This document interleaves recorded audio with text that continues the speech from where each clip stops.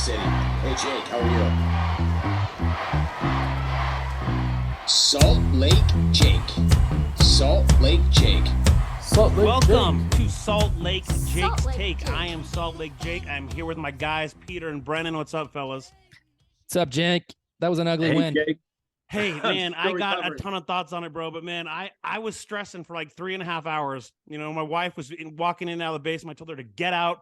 Things weren't going well for me. But we have a special guest joining us today, ESPN 700's own Spencer Checketts. Spence, one thing I wanted to point out before anything, did you know that you and I are both alumni of the Wasatch Warriors Elementary School on First Ave and R Street in Salt Lake City? Did you know that? I did not know that. The mighty, yeah, that was a long time ago, but we just moved up by campus. So I actually drive by Wasatch every day to and from work with a lot of great memories. Now, why can't they get new basketball standards? They still have the same old basketball hoops that we used to play on. It's ridiculous. Yep.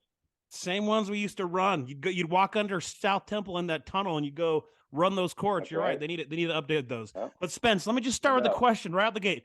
Why in the hell can we not choose the correct quarterback to quarterback this football team? Yeah, that's the number one question on everybody's minds, right? I know you guys know this, but for the listeners out there, we need to remember that Bryson is not the backup, right? He's actually the third option. It was Brandon Rose who won the job out of spring. But it became pretty apparent to most observers that Nate really had it going. You know, and I'm not a fan of the two quarterback system. You know, I think it takes both quarterbacks out of the rhythm. But, you know, every game is like its own story, and every opponent has its own strengths and weaknesses. And, you know, Baylor was much more physical and much better defensively against Utah than they were against Texas State. So it definitely it took some time, and I think it's fair to say that it took too long, because I think it was pretty apparent that Bryson just didn't have it. He was seeing ghosts. He wasn't getting rid of the ball on time.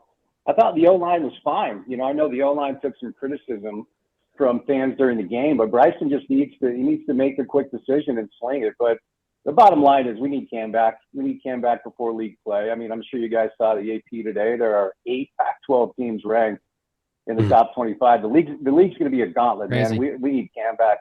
I'm hoping he gets back before, you know, UCLA on the 23rd, but we'll see.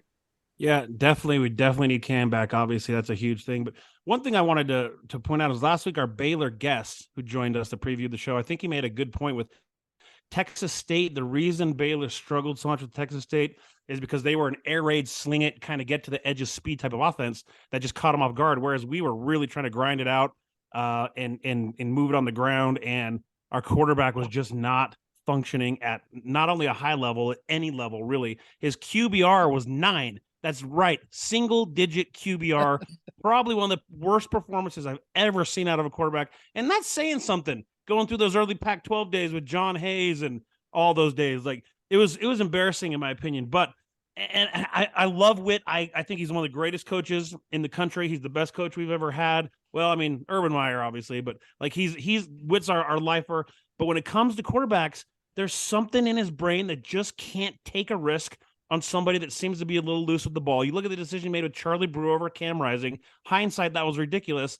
I hope that we're not looking back on this saying what a mistake it was to start Barnes, although we didn't really suffer for it because we're 2-0. So that's the good thing. So Spence, what is, aside from the whole quarterback fiasco, what are a couple of your other takeaways from the game that you think going forward we can hang our hat on? I love Jaquindon. You know, I think, you know, we need to see a little bit more of him. Obviously, he was banged up game 1, but, you know, he averaged 7 yards a carry against Baylor. And to your earlier point about Texas State, you know, I have John Robbins on my show. He's the play-by-play voice, and a couple of other Baylor guests. And the TJ Finley kid from Texas State, he was an LSU commit that actually went to Auburn before landing at Texas State. I mean, he's got a good pedigree, but Baylor is designed to stop the run, right? And that's what we want to do. And that's what Kyle believes in. It's what his father believed in. It's the way he coaches. And you're right about the frustration at times from the fan base and certainly media observers, where it's like, you know, why can't we open up the offense? Now, over the past few years, the offense has been much better because Kyle, I think, understands that he had to adjust a little bit. And you have to, when it comes to college football, man, you have to adapt or die. And, maybe we'll get to the NIL and transfer portal stuff, but even Saban kind of ditched the 3 yards in a cloud of dust approach and started understanding he had to recruit great quarterbacks and he had to score a lot of points to win. And I think we've seen Kyle kind of adjust a little bit to the modernization of college football. But, at the end of the day, we all revert back to who we are, even if we've adjusted. And Kyle, he wants to run the ball. He wants to throw the clock. He dares his opponents to score on his defense. And, I would say one of my main takeaways is Utah historically, as you guys know, they've always had a player on defense that it doesn't necessarily only make game-changing plays. They make game-winning plays. A couple of years ago, it was Devin Lloyd. Last year, it was Clark. And this year, it looks like it's going to be Cole, who's just been a total badass. So my main takeaway, I knew the defense was good. I knew it was deep. I was wondering who was going to be Devin and Clark, who's going to be that guy this year. And I think so far, it's pretty safe to say that's going to be Cole Bishop, man. He has been a stud so far. He has. And you know what? You bring up a great point. There always seems to be that guy that kind of was under-recruited, where Kyle and Morgan or Kyle and Gary Anderson or Tataki, whoever the D coordinator is at the time, finds a guy and plugs him in, and he's a playmaker. You look at Eric Weddle, who was lightly recruited. You look at Brian Bleck, and you look at Devin Lloyd, who came in as a 2-star safety. And now Cole Bishop was one of the lowest rated recruits in our recruiting class that year out of Georgia. And he is a ball-hawking, playmaking stud. Like you said, he is a badass. Not only does he make plays, but he's a hitter. He brings the wood. So, yeah, I was definitely impressed with Cole Bishop. He's the heart and soul of that defense. And Lander played well also. Like, if those two together, they're going to be a force in the Pac-12. Did you guys think that that fumble that was overturned was a fumble? Did you think that was the right call, or what did you think about that? After Lander smashed that dude, you remember that play?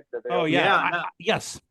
I thought it was. I just think the problem is they're so paralyzed on making on this undisputable evidence garbage. Like, well, even if they can tell that it's a fumble, they say, well, the camera angle wasn't good enough to really show that 100% it was a fumble. Yeah. I think it was a fumble for sure. What about you?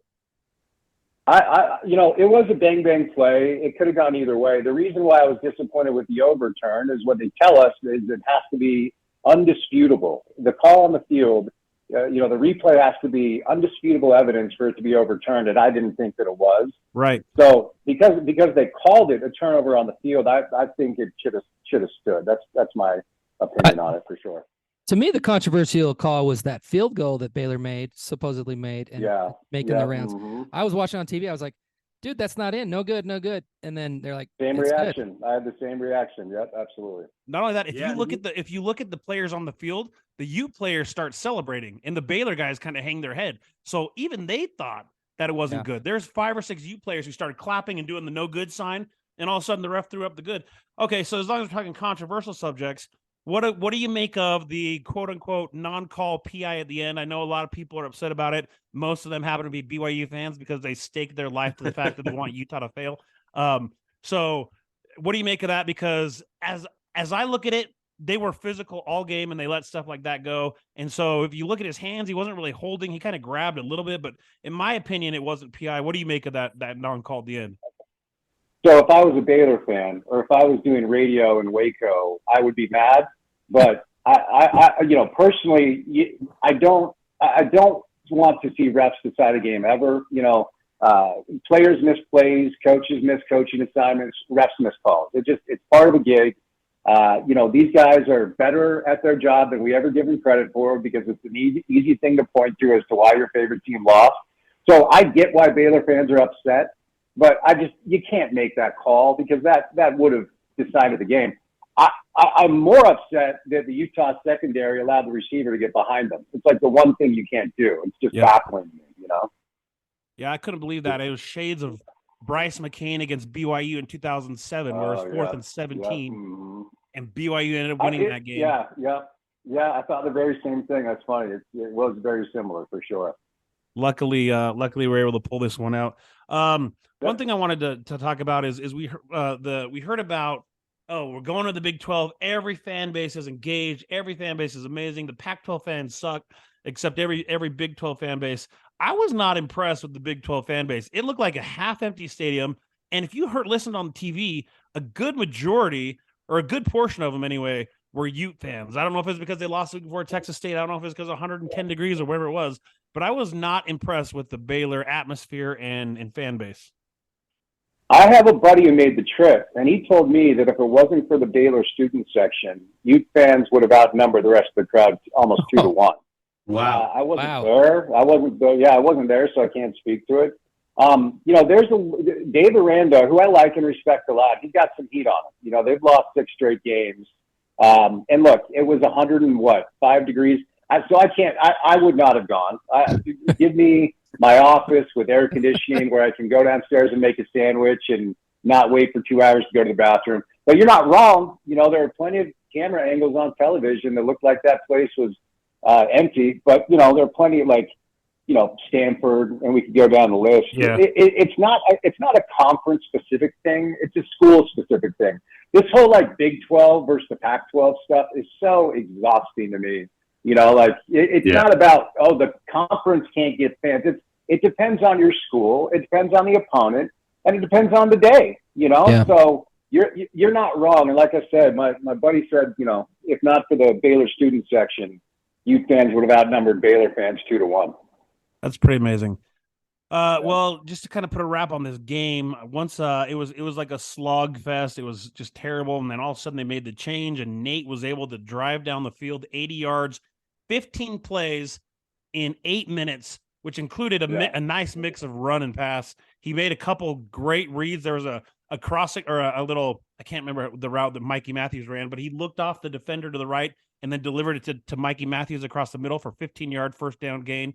It was mixed in with nice runs from both Jalen Glover and Jaquindon Jackson. It was good to see them have nice weeks. So going forward, as fans, we feel like we know what the answer is. If Cam's not available, it should be Nate. But what do you think? What do you think Witt does going forward with the quarterback? I think it has to be Nate at this point. I think Nate showed, and there are a lot of people up there that believe Nate's the future. Obviously the Isaac Wilson kid's coming in. We'll see what happens when Brandon gets healthy. But Nate has a lot of fans up there, and he has a lot of fans on the staff that I can tell you were disappointed that we didn't see that change early. I think Nate earned it. I love Bryson's story. I think it's awesome that he has a scholarship. He's a good kid that has stayed ready, and he stepped up when the lights have been brightest in the Rose Bowl. He beat Wazoo last year. Love the kid, but I think Nate showed that until Cam is ready, I think he has to be the guy. So we'll see. Yep, agreed. And we'll always have that Rose Bowl throw for Barnes. We'll always remember that. We'll always remember the first play of the season, a 70-yard bomb against Florida. He got that Scully just in time, right? I mean, the week before, no more working at Lowe's. He did. Yeah, but you know what? I don't mean to knock on the kid, but if you take away the opening 70-yard bomb to money, his numbers aren't good. And outside of that one pass, he just hasn't been good enough to keep the job. As much as I love the story, and I don't love to criticize college kids because they're kids, but I think Nate's earned the job. But I'd argue that 70-yard pass is worth 4 years of tuition. Hey, I'm not complaining about the scholarship at all. Like I said, I love the kid. It's a great story. And, it's nice to have a quarterback, behind Nate that has had to play in big moments. So I'm hoping we see Cam soon. Personally, I don't want to see Cam against Weaver. That's just me. I say, get him ready for UCLA and let's go. But whenever that happens, obviously Kyle has said when Cam is ready, he's going to be under center. But until that day, whenever that day comes, I think Nate's earned the job. Yep, agreed. Nate's just got an intangible that you can't teach with that elite speed, man. You get him in the open field. Definitely. We saw against Florida where he juked that guy on that 20-yard run and broke away to the end zone. You got to get Nate on the field. And agreed. I love Bryson Barnes. Incredible story. Farming pigs. But that's where it should end, man. The memories, we'll always have the memories. Appreciate all you did, Bryson. But we got a league where 66% of the league is in the top 25. Only the second time in football history has a league had 8 members ranked at one time. We joined the SEC. That happened a few years ago, the SEC. 8 teams. So if the back-to-back reigning champs are going to compete for a third straight title, how are we going to do it, Spence? What do we got? What do we got to change going forward to do this? Because it is a tough row to hoe. Yeah, and just real quick, because of the stat you just referenced, that means the Pac-12 team, if you can win the conference and stay relatively clean, you're going to CFP. Yeah. This is not just a good bowl destination conference. This is a CFP conference. Number one is obvious. You got to get healthy, and it's not just Cam. It's obviously, it's Karene Reed, big time loss, although Levani has looked really good, kid that transferred in from Stanford. The defense is fine. They're deep, but, you got to get Karene back. And you need Brant back. Brant, you can make the argument that Brant's the second most important offensive player outside of Cam, right? So number one is obvious. Get healthy. Get the kid under center that's won back-to-back Rose Bowls. I've been very impressed with Colorado and Shedeur Sanders, but I'm sick of seeing these Pac-12 quarterback lists that don't have Cam on it. He's the one that's won the conference back-to-back years. So you got to get healthy, and that's number one. And, ultimately, you have to trust these coaches that have earned everybody's trust. I know a lot of people are down on Andy after Saturday, but if he has his full complement of weapons, and if these wide receivers can continue to evolve, I know the wide receivers have taken a ton of slack, but they haven't had a ton of, opportunities to really show who they are, and they're probably not going to until Cameron gets back. So, I've heard a lot of people knock on, the Micah Pittman kid who transferred in from Florida State after going to Oregon. I like Devon. Money's a home run hitter, and you reference Mikey, who only as a freshman, I think, has shown a lot of things. I'm a little confused that we haven't seen more Thomas Yasmin. I thought he was going to really have a chance to step up while Brant was out. And it looks like we're going to be without Mekhi Bernard all year, which just sucks. So the kicking game is locked in. It hasn't been for a few years. That's great to see. Just get healthy. Play Utah football, and it is a tough ask because we should include Colorado now as teams that can actually win the thing. But when you look at strength of schedule, and Bill Conley does this for ESPN, of the 5 teams that were thought to have a chance, USC, Oregon, Oregon State, Washington, and Utah by far has the hardest schedule, both out of conference and in conference. Yeah. So it's going to be a tough task. 2004, 2008 spoiled us going undefeated. That's going to be a hard thing to do. But maybe it comes down to what it came down to last year. We need a little chaos at the end to get our berth into the Pac-12 championship game. But Utah has a puncher's chance, man. They're going to be right there, and it should be a really fun season. I'm excited after this 2-0 start. Even if it's not pretty, you got both wins, bottom line. Totally. Yep, that is the bottom line. And the thing is, we've heard for a while that, we start with 2 P5 teams. And to do it without Cam, and like you said, I agree with you. Keithy is our most important offensive weapon outside of Cam. Both those guys, you get them back on the field with Jaquindon, with those receivers we mentioned. I think we got a good offense, and we need it because this offense we have now cannot compete in this league to win the title the way it is now. Everybody is putting up points. You look at USC, Caleb Williams is spectacular. He's amazing. Obviously, the returning Heisman winner, but just watching him deal is insane. We cannot. There will not be a game against USC that's a 24-21 type of game like we've won in the past several years ago. It'll be like the last 2 years. It'll be a 45-42 game. So we need an offense to keep up with these guys. Well, and Jim, who I love and respect, Jim Harding, he's got to clean up some of those penalties. The Mocha Fisi, who's a very good player. We had a couple of holding penalties that killed drives, a couple of false starts that killed drives. So I have no doubt that Jim will get that dialed in. But to your point, just over the weekend, SC had 56, Washington scored 43. Oregon went to Texas Tech and hung 38. Oregon State had 55. And we have to add Colorado to the mix. And UCLA, this Dante Moore kid, this freshman quarterback is good. So, yeah, you got to get healthy on offense. You got to get it dialed in because in order to win this league, 20, 25 points isn't going to be enough game in and game out. It's not. We've had 24 and 13 or 24 and 20. So yeah, we definitely need to dial up the points. Any other thoughts around the Pac-12 while we're talking about it that you think we need to hit on? Well, I do think it's time to stand up and say, that game at the end of the year in Salt Lake against Colorado might be a lot more intriguing than we thought. I already have people asking me for tickets, and that's not for months. So. I'm going to make some money. Well, you should, just go ahead and you might be able to pay for all your season tickets with that one game. All off season, we talked about 5 teams that could win the thing. I think you have to put Colorado now in that mix, and Utah's right there as one of the top 6 teams in the league, but it's a much deeper, much more talented league than we thought. It's so heartbreaking that it's going away, but probably a different topic for a different day. Yep. No, it is. I mean, it's tragic. It's so Pac-12 of it too. In the year where we are just spectacular with 8 ranked teams, stars across the board, happens to be the last year of the league. It's terrible that George was given the keys to probably the best conference in the country this year, with some of the best markets in the country in LA, San Francisco, Seattle, etc. And it's going away. It's an epic failure. But like you said, you could dive into that another day. Pete or Brendan, you have any other questions before we wrap up? Brandon?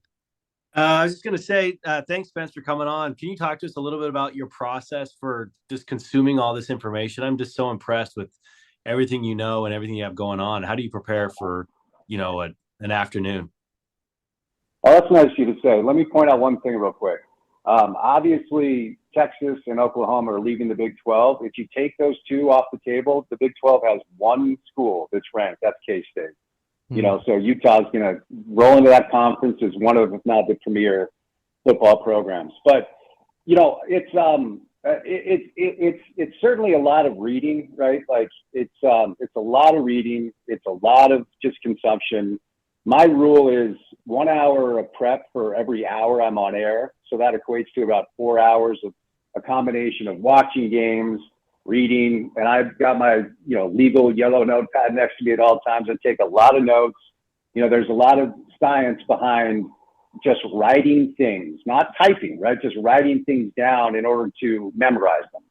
So, over the course of a week, I go through an entire legal pad, but during my show, I'm not flipping through pages all that much because I have the ability to kind of memorize things that I write down. So first thing I do in the morning is I look at all of our local papers, well, mostly the Trib, right? Because, with the Deseret News, but, I look at all the local papers and I read everything I can locally. And then I'll look at, The Athletic, I'll look at ESPN, I'll look at some of the national outlets to see what the stories are. And then throughout the morning, I don't really love a lot of the debate shows because I think it's really ruined our business because these guys are yelling about hyperbolic opinions that even they don't believe to be true because it's just about engagement. I don't read tweets on the show. I don't lean into text or social media because I think it's a cesspool where cowards go to feel brave. So it's more like reading things that are going on, getting the tone and tenor of the conversation that's going on locally and nationally. And then Porter and I are constantly in communication throughout the course of the morning. I get my rundown at about 9 or 10. So then I see who my guests are. And then after I get my guests, I go look at their socials to see if they've written anything recently or if they've released a podcast recently. And then I'll go read what they wrote or listen to their shows. Like last week, we had Josh Pate and Spencer Hall in studio. And both of them, the day before they came in studio, had released a pod. So I took my dog for a walk around campus, which I love to do. And I listened to both their podcasts. So I'm in the same area they are and understand where they're at with certain things. And then I also try as an interviewer not to ask the same questions that, somebody gets 3 or 4 times every single week. Like if I have Coach Witt on my show, I'm not going to ask Coach Witt what he's been asked at his media availability. I'm going to talk to Kyle about different things. If you want, an update on Cam Rising, listen to Kyle's media that he hates to do anyway on Monday. Yeah. And if he joins me on a Wednesday and I'm like, oh, hey, let's talk injuries. You can be like, dude, I just did that yesterday, right? So I'm pretty diligent on trying to find interviews of my interview subjects to not ask them the same things they've already been asked so they're not bored out of their minds. But it's a lot of reading, it's a lot of watching, it's a lot of note-taking. And like I said, my rule is about an hour of prep for every hour I'm on air. So I try to do at least 3 to 4 hours of hard prep every morning before I go on air at 2 o'clock. Awesome. Hey, Spencer Hall is one of my favorite Twitter follows. He is hilarious. Yeah, he's great. How was that having him in studio? Oh, it was dope. And he loves Utah. He loves Kyle. He's a Florida alum. He graduated from Florida, so he walked in with his Gators shirt on. But I love his approach where he's not one of these guys that claims that they're watching tape all night. He's a beer and popcorn on the couch, watch football, have a good time with it. And, ultimately doesn't take it too seriously. We're all playing in the toy aisle here. It's supposed to be fun. You know, and if it's not fun, you know, what are we doing? You know, it's sports. It's the very essence of a zero-sum game. Diversion. So I try to remember just have fun with it every day. I'm super blessed and grateful to make a living doing this. And so I try to have fun. I want a safe place for my interview subjects. I don't do combative radio. You know, if I disagree with somebody, we can talk about something civilly, because we've lost the ability to do that in our country, whether it's politics or sports. It's uncivil discourse every day, and I never want to be that host. That's really one of my desires. Along that line, Spence, I was going to ask you, so you've done something interesting in this market. I've watched your career over the years. You bring in these national guests and these national perspectives, and I feel like you're the first one to do that. And, you know, fandom is part of like some people's identities, and they're so passionate about it. You get criticized sometimes, and I'm curious how you respond to critics, or like what's the process when, you know, when someone just totally, I don't know, like you're received negatively. How do you respond to that? I don't respond to it. I don't give a rip. That's smart. You know, other people's opinion of me is none of my business. It really is. It's none of my business. You know, so like, and here's the other thing. In the year of our Lord 2023, if you're complaining about what you're listening to, that's a you problem. You can listen to whatever you want to listen to, whenever you want to listen to it. There are podcasts, there are options. You know, 20 years ago, you had 2 options in a market. Now, and I say this almost every day, if I have a guest on to talk about the Jazz during football season, or if I have a guest on to talk about something else, and you as a Utah fan only want Utah football, turn my show off. Go to the website. It's all like Jake's take. The Utah football set. You know what I mean? Like, so I don't respond to it because I don't give a rip. And I'm going to do the show that I want to do that's fun and informative and covers all of our products here in the market. And so as far as online criticism, I can't even tell you how little that no bandwidth, no part of my mental bandwidth goes to that at all. That's awesome. Awesome. All right, gentlemen. Well, we're running up against it. I appreciate you guys joining us. Spencer, you've been a pleasure to have on the show. Wasatch Elementary's very own Spencer Checketts. Bottom line, guys, is we started the season. We heard Cam was going to be out the first 2 or 3 games, and we all said if we can just get through non-conference 3-0, then that will be a miracle, and we'll be happy about it, and we'll be pumped going forward. And barring a major upset next week against Weber, which none of us expect to happen, that's going to happen. We're going to be 3-0 going into conference play against the deepest and toughest league that the Pac-12 has ever seen. And the back-to-back reigning champs are in the thick of it, baby. So I am super pumped where this is going. We're just getting into the good part of the season. It feels good to be 2-0. Let's get this done. I am Salt Lake Jake, and I am out. Go Utes. Go Utes. Go Utes. Jake in Salt Lake City. Hey, Jake, how are you? Salt Lake Jake. Salt Lake Jake. Salt Lake Jake.